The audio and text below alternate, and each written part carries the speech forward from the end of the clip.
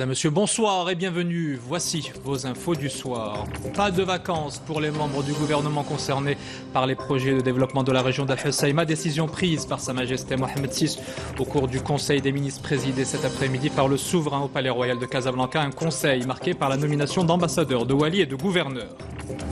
La célébration de l'Aïd el-Fitr dans plusieurs pays arabes et musulmans. La fin du Ramadan est fêtée comme il se doit dans le Golfe et en Europe. Et dans certains États ravagés par les violences, les familles et les amis se sont réunis pour marquer le coup, même si le cœur n'y est pas.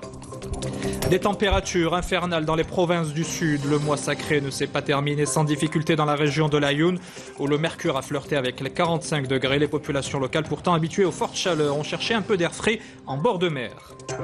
Quand la poésie rencontre la photographie, cela donne une jolie exposition organisée dans cette galerie d'Oujda. Les œuvres de Bahir Hal et les textes de Dounia Cheddadi ont été mixés à travers un astucieux dispositif de projection.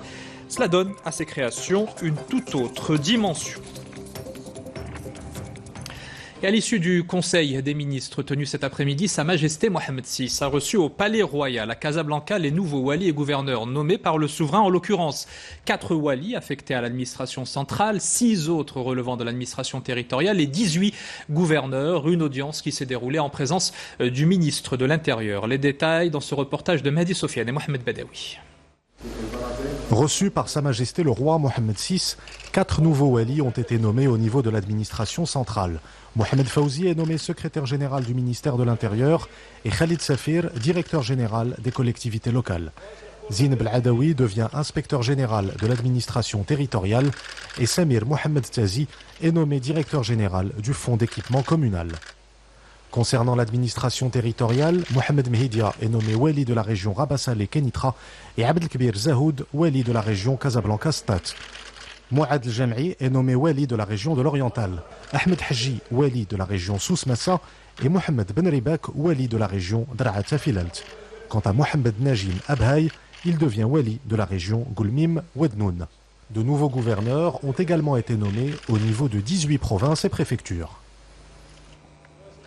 Et sachez que Sa Majesté le roi Amir El-Moumine accomplira demain la prière de l'Aïd el-Fitr à la mosquée Al-Mohammedia à Casablanca. Le communiqué de la Maison royale du protocole et de la chancellerie précise que cette prière sera retransmise en direct sur les ondes de la radio et à la télévision à partir de 10h30 demain matin. Et à l'occasion de l'Aïd el-Fitr, Sa Majesté Mohamed VI a bien voulu accorder sa grâce à 562 personnes condamnées par les différents tribunaux du royaume. Il s'agit pour l'essentiel de remise de la peine d'emprisonnement ou de réclusion. Et dans ce contexte, Sa Majesté Mohamed VI a adressé puis reçu des messages de félicitations de la part de plusieurs chefs d'État à l'occasion de l'avènement de l'Aïd el-Fitr, comme le président de l'État des Émirats Arabes Unis, l'émir de l'État du Koweït, le roi de Jordanie, le président libanais ou encore le président égyptien. En Palestine aussi, on a tenu à célébrer l'Aïd el-Fitr aujourd'hui comme il se doit, malgré l'oppression israélienne. Les fidèles sont allés prier ce matin sur l'esplanade des mosquées à Al-Quds avant de retrouver leurs proches autour de tables bien garnies. Une journée placée avant tout sous le signe de la joie des enfants, fiers d'arborer des cadeaux ou de nouvelles tenues. Le récit d'Amina Ben Khalaq. La musique résonne partout dans les rues de Gaza, comme pour annoncer Eid el-Fitr. Cette ambiance particulière a fait oublier aux Palestiniens le poids de la crise économique que traverse le pays. Et pour célébrer comme il se doit cette journée, beaucoup ont fait les incontournables achats de l'Aïd 24 heures plus tôt. Nous sommes un peuple qui mérite de vivre comme toutes les autres nations du monde arabe et musulman. À Ramallah, les Palestiniens ont afflué vers la mosquée où Mahmoud Abbas et plusieurs ambassadeurs effectuaient aussi la prière de l'Aïd. Beaucoup ont profité de cette journée pour visiter la famille et les proches, une manière de consolider les valeurs de partage. Bien sûr, le jour de l'Aïd, nous visitons nos familles et nos proches. Nous essayons également de voir nos voisins. Nous voulons que cette journée soit vécue dans les meilleures conditions possibles.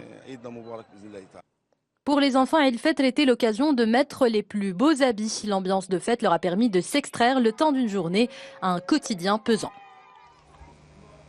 Revenons maintenant au premier conseil des ministres, je vous le disais en titre, du gouvernement ottomani qui s'est tenu cet après-midi sous la présidence de Sa Majesté Mohamed VI au Palais Royal de Casablanca. Le souverain a fait part de sa déception, son mécontentement et sa préoccupation vis-à-vis du retard pris dans la mise en œuvre des projets du programme de développement de la cité d'Al-Husayma lancé en octobre 2015. Sa Majesté le Roi a même interdit aux ministres concernés de prendre des vacances afin qu'ils en assurent le suivi au cours de ces prochaines semaines. Le récit d'Amina Ben Khalq sur un reportage de Youssef El-Hamidi et Abdelrahim Bouhdiwi. Et du mécontentement, c'est ce qu'a exprimé Sa Majesté le Roi Mohamed VI lors de ce Conseil des ministres. Le souverain a ainsi réagi à la non-exécution des projets inscrits dans le programme El-Husayma Manarat al-Mutawassit. Pour remédier à cette situation, Sa Majesté le Roi Mohamed VI a décidé que les ministres concernés par ces chantiers n'auraient pas leur congé annuel.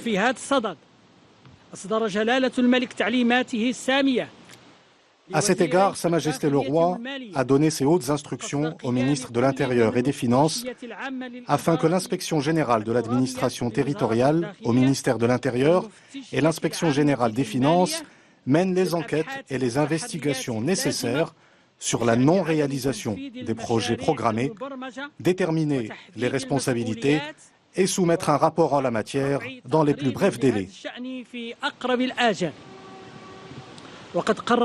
Sa Majesté le Roi a décidé de ne pas autoriser les ministres concernés à bénéficier du congé annuel, et ce, afin d'assurer le suivi des travaux des projets en question. Et pour renforcer l'indépendance du pouvoir judiciaire, Sa Majesté le Roi Mohamed VI a donné ses hautes instructions pour accélérer la présentation devant le Parlement du projet de loi relatif aux attributions de la présidence du ministère public et de ses statuts. L'objectif est l'adoption de ce texte avant le mois d'octobre prochain. Lors de cette réunion, le ministre de l'Énergie et des Mines a aussi présenté un exposé sur la stratégie nationale pour le développement durable 2030.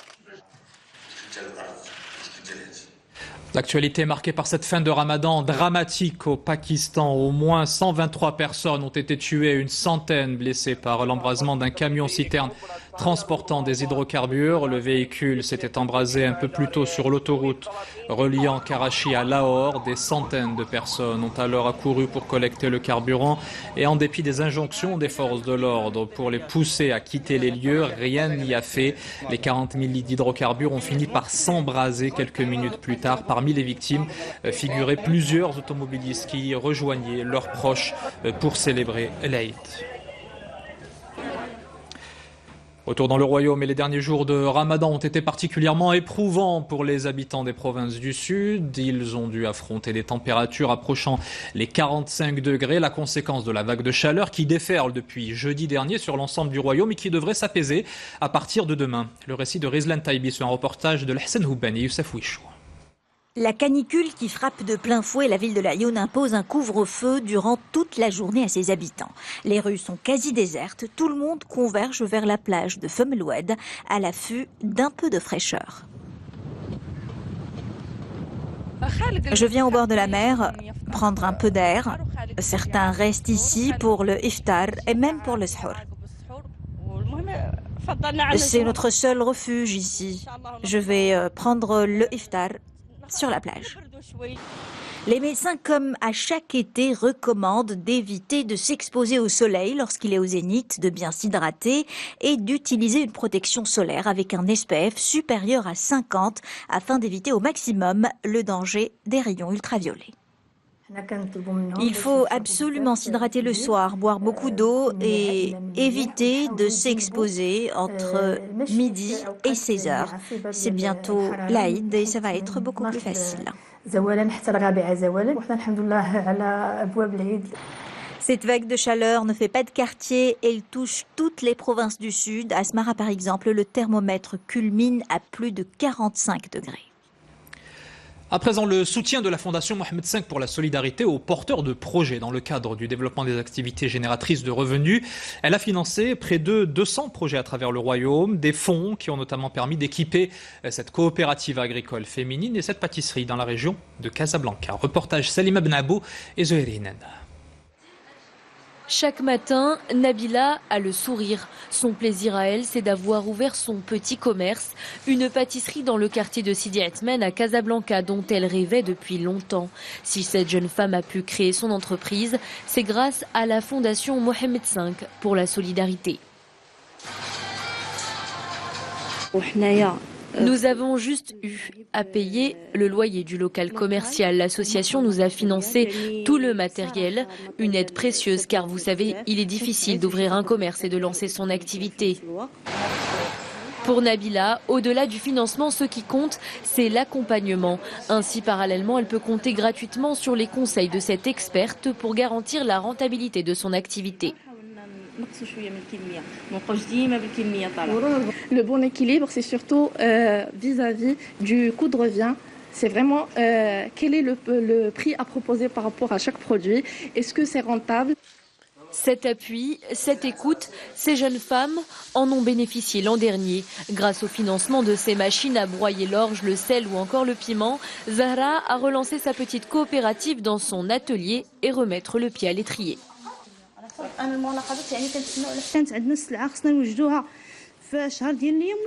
Avant, il nous fallait plus d'un mois pour préparer une commande. Le temps de travail est presque divisé par 2, 15 jours suffisent. Tout comme Zahra, la fondation Mohamed V pour la solidarité a soutenu pas moins de 167 micro-entreprises. La jeune patronne espère aujourd'hui transmettre son savoir-faire aux femmes qu'elle embauche. Nabila devrait se verser son premier salaire dans quelques mois. Et pour finir, cet événement qui a réuni à Oujda les arts de la photographie et de la poésie. Les œuvres de Bahir Rahal et Dounia Shdadi ont été rassemblées dans le cadre d'une exposition. Les textes de la poétesse sont ainsi projetés sur les clichés du photographe, une superposition des sens au service de l'esthétique. Le récit de Rita Saha sur un reportage de Younes Nasseri. Ces lettres et ces mots qui apparaissent progressivement sur cette toile sont le fruit du travail et de l'imagination de Dounia Shdadi. Les odes de la poétesse marocaine se sont mêlées le temps d'une exposition aux œuvres de Bahir Rahal. Le photographe a voulu transmettre et faire apparaître différentes émotions sur ces clichés, intitulés « Le phénix est une femme ». On a voulu rapprocher le public à la poésie et lui faire redécouvrir cet art d'une manière différente. C'est aussi l'occasion d'attirer un public plus important. J'ai vraiment beaucoup misé sur la mise en scène en mettant en place des sortes de barrières transparentes et lumineuses. C'est ce qui a donné ce rendu et c'est la première fois que je travaille ainsi. Une mise en scène particulière, l'artiste a en effet fusionné son travail et celui de Dounia Shdadi dans des œuvres qui ne font plus qu'un. La douceur des poèmes et l'intensité des photographies, un mélange suave et audacieux qui a fait l'unanimité chez les Oujdi. Ce qui est génial dans l'exposition Akbassi, c'est que c'est quelque chose de nouveau et on peut découvrir et admirer l'art en général de différentes manières.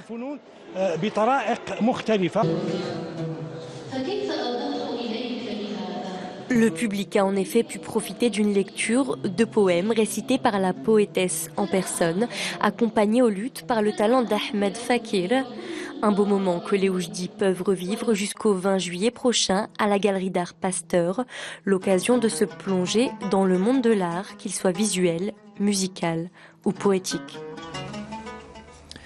Il me reste à vous rappeler une des principales informations de ce dimanche 25 juin. Le Conseil des ministres présidé au Palais Royal à Casablanca par Sa Majesté Mohamed VI. À cette occasion, le souverain a fait part au gouvernement et aux ministres concernés par le programme Al-Husayma Manarat al-Mutawassit de sa déception, son mécontentement et sa préoccupation au sujet de la non-réalisation dans les délais impartis des projets initiés en octobre 2015. À l'issue du Conseil, Sa Majesté le Roi a reçu au Palais de Casablanca les 28 nouveaux walis et gouverneurs nommés par le souverain au niveau de l'administration territoriale et de l'administration centrale.